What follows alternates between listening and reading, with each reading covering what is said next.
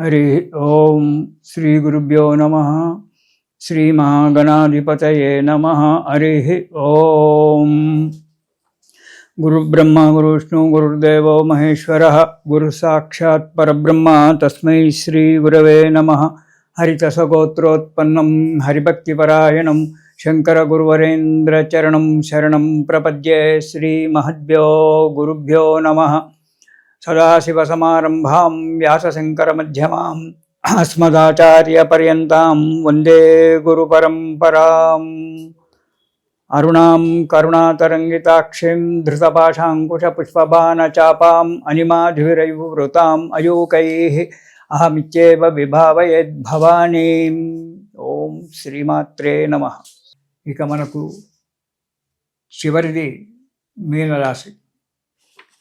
ఈ రాశి వారికి ఈ నెలలో అన్ని రంగాలలో అధిక నష్టం రావచ్చు, తట్టుకొని నిలబడాల్సి వస్తుంది.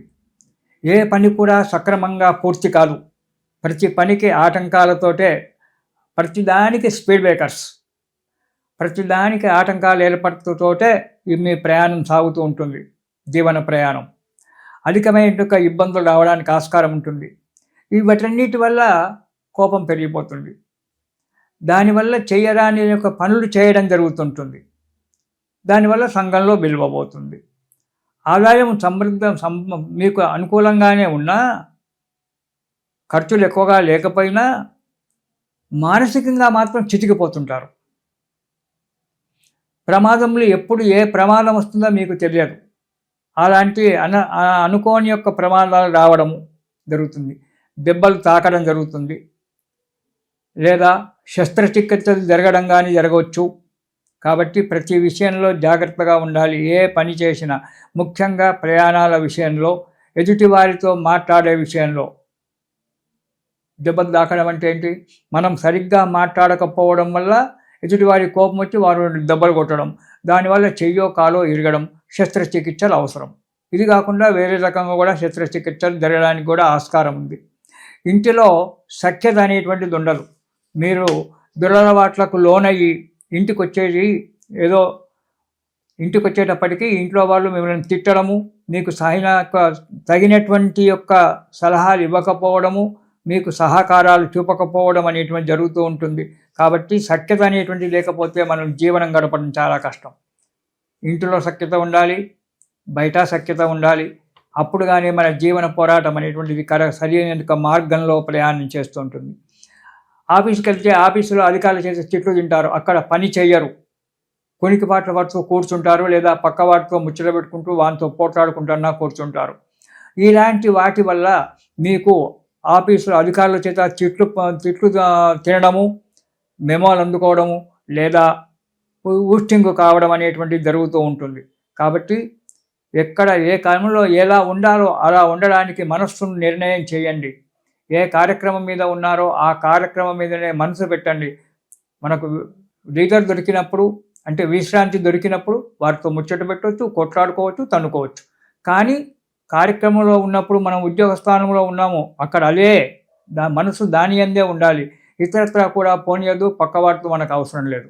మన పని మనం చేసిన తర్వాత విశ్రాంతి సమయంలో మనం ఏదైనా చేసుకోవచ్చు. అప్పుడు మనం ఎవడు ఏమి అనడు, మనకు మెమోలు రావు, ఉద్యోగాలు పోస్టింగు కావు.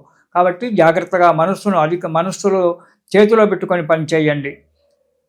ప్రతి విషయంలో ఓపిక, తర్వాత శ్రద్ధ, పట్టుదల, ఈ మూడు అవసరం మీనరాశి వారికి.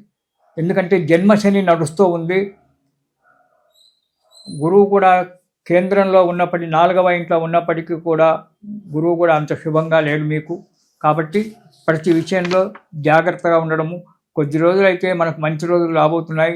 ఈరోజు చీకటి ఉన్నా రేపు వెలుతురు వస్తుంది అనేటువంటి ఒక ఆలోచన చేత, రేపు అనేటువంటిది ఒకటి ఉన్నది అనేటువంటి ఒక ఆలోచన చేత మీరు జాగ్రత్తగా అడుగు ముందుకేసినట్లయితే మీ జీవితం కొద్ది రోజుల్లోనే మంచి ఉన్నతి రావడానికి ఆస్కారం ఉంది. మీకు జన్మశని ఉన్నప్పటికైనా కానీ కొద్ది రోజుల్లోనే మీకు మంచి రోజులు రాబోతూ ఉన్నాయి. కాబట్టి జాగ్రత్తగా ఈ ఉన్న 2 నెలలు జాగ్రత్తగా కాలం గడపండి, శుభం జరుగుతూ ఉంటుంది.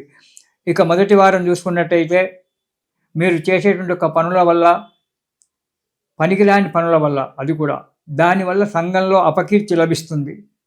అపకీర్తి లభించడం వల్ల మీకు మనశ్శాంతి లేకుండా అవుతుంది. ప్రతివాడు వేలెత్తి చూపించేటువంటి ఒక విషయాన్ని మీరు తెచ్చుకుంటారు.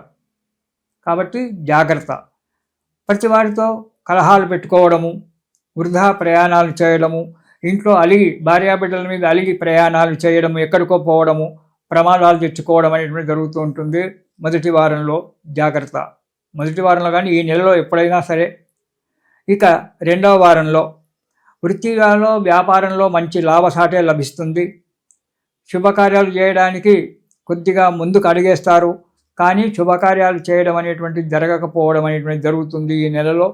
ప్రతి పనిలో చిన్న చిన్న ఆటంకాలున్నా మనోధైర్యంతో అడుగు ముందుకేస్తారు, కానీ ఆ పనులు కూడా నెరవేరడం అనేటువంటిది కొద్దిగా కష్టం, ఇబ్బంది ఏర్పడుతుంది. కొంత మనశ్శాంతి కలుగుతుంది. ఇతరుల సలహాలు తీసుకోవడం వల్ల కొద్దిగా మనశ్శాంతి అనేటువంటిది మీకు లభిస్తుంది. ఇక మూడవ వారంలో స్థిరత్వం అనేటువంటిది ఉండదు.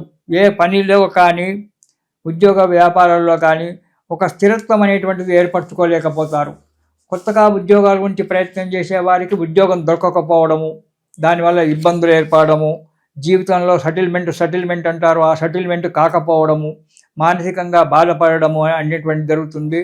మూడవ వారంలో అధికంగా డబ్బు ఖర్చు పెట్టుకోవడం, ఎక్కడో పోయి ఏదో చేద్దామని చెప్పి లేనిపోని యొక్క డబ్బులు ప్రతి వ్యాపారంలో అడుగుపెట్టడానికి ప్రయత్నం చేస్తారు, కానీ ప్రతిదీ మీకు భిన్నంగానే ఉంటుంది.